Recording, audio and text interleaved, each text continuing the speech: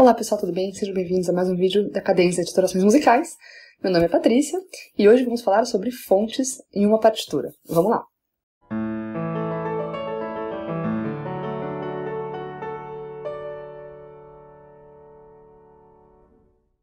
Esse vídeo ele vai ser muito importante porque eu vejo que tem muitos músicos e muitos editores de partitura que inserem as folhas de estilo de uma maneira errada nas partituras, né?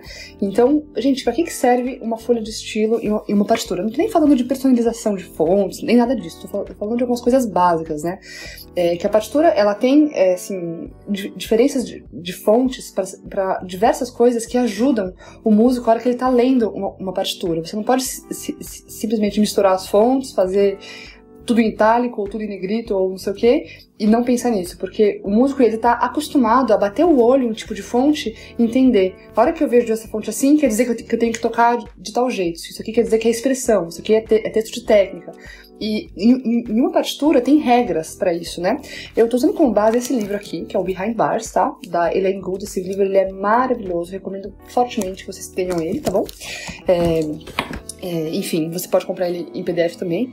E aí, assim, o que acontece? Quando você não usa as fontes corretas, a sua partitura ela não fica muito profissional, fica uma coisa meio amadora, assim, sabe? É que nem você vê, né? Assim, pega um livro feito por um designer e um livro que você pegou o mesmo texto, copiou e colou no Word em Times New Roman tamanho 12. Qual que vai dar mais vontade de você ler? Qual que você vai querer realmente pegar e ler, né?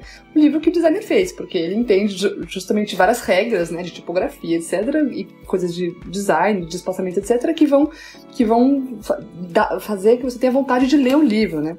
Então vamos pensar uma coisa que é a experiência do usuário, né? Por que às vezes você chega numa porta e você tem assim a alça, né, a maçaneta da porta, né, é o puxador da porta lá, pra dentro, sendo que você tem que empurrar ela. Na sua cabeça você vai querer chegar nela e puxar, porque tem um negócio que você pensa que você tem que puxar, mas na verdade você tem que empurrar. Você fala, ai, putz, eu achei que tinha que puxar, né? Por que eu tô dando esse exemplo, né? Porque na música, quando você bate o olho em uma partitura e você usa alguma coisa errada, você pode confundir o músico também, entendeu? Então, vamos falar aqui sobre alguns exemplos práticos, tá? Muitas pessoas, elas confundem, por exemplo, texto de andamento, texto de expressão com texto de técnica, né? O texto de técnica é um texto que você vai usar para ensinar, indicações de técnica, ou seja, pizzicato, arco, uníssono, com surdina, sem surdina e assim por diante, né? Quando tem harmônico, né? Enfim, depende, né?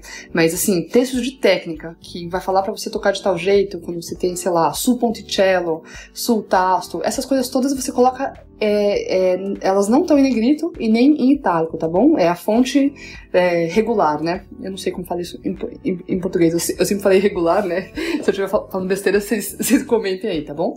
Ou seja, você coloca a fonte normal lá, né? A fonte regular, sem itálico, sem nada.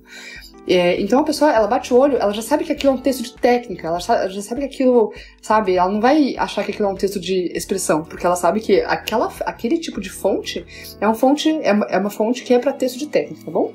Aí você tem as fontes, a fonte os textos de expressão na música, né? Então o que são os textos de expressão? Quando você tem, por exemplo, piano súbito, então o súbito vai ser em itálico, né? Os textos de expressão eles estão em itálico.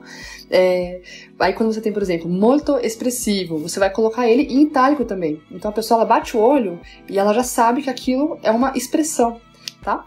Aí, olha só, lembra dos textos de andamento? Você tem lá, né? Adágio, allegro, sei lá, né? Esses textos, né? De andamento, né, presto, não sei o quê. Então, esses textos, a folha de estilo correta deles é uma fonte um pouco maior e em negrito. Por quê? Para não misturar com os textos de técnica. Porque os textos de técnica, eles vão na parte superior da pauta também, assim como os textos de andamento, só que os textos de andamento, né, que são os tempo texts, eles estão em negrito. Então, você consegue diferenciar. Aí você vai falar, mas Patrícia, é claro que se o músico ele lê allegro e se tiver em itálico, ele vai entender.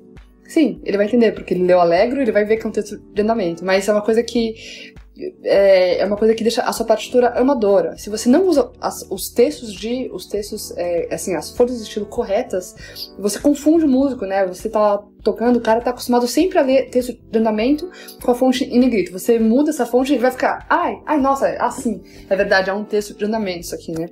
Então, Eu acho que, antes de tudo, né, como eu falo aqui no meu canal sempre, a partitura tem que ser funcional. Ela não pode ser, eu quero colocar em Comic Sans porque eu acho lindo. Eu acho que não. Por mais que você encontre fontes que você acha bonitas, etc., gente, vamos pensar antes na funcionalidade.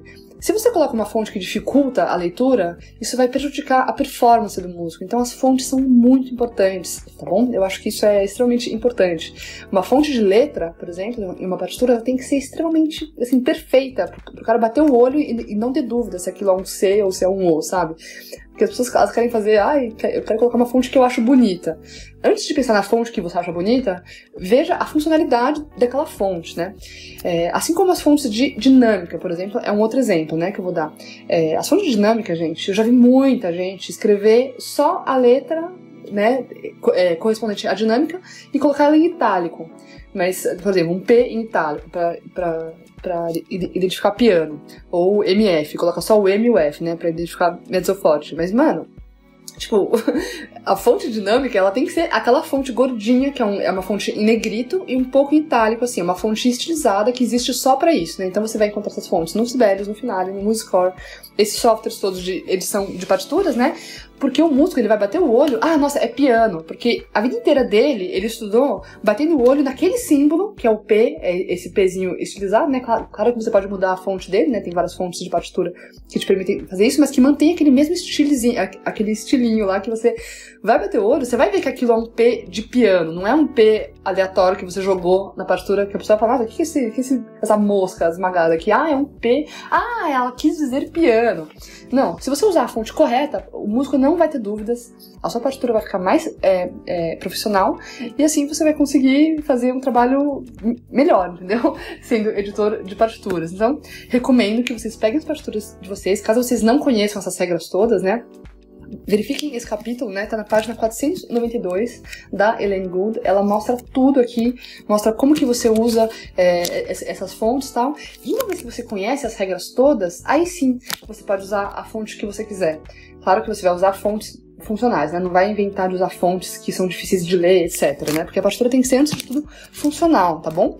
Eu vou fazer um outro vídeo aqui, né? Pra esse vídeo não ficar muito longo, acho que já tá bem longo até, de um cara que ele dá várias dicas de fontes, né? Então fiquem ligados aí, logo mais, algum desses dias aí, eu vou postar um vídeo sobre um site onde você baixa fontes para partitura.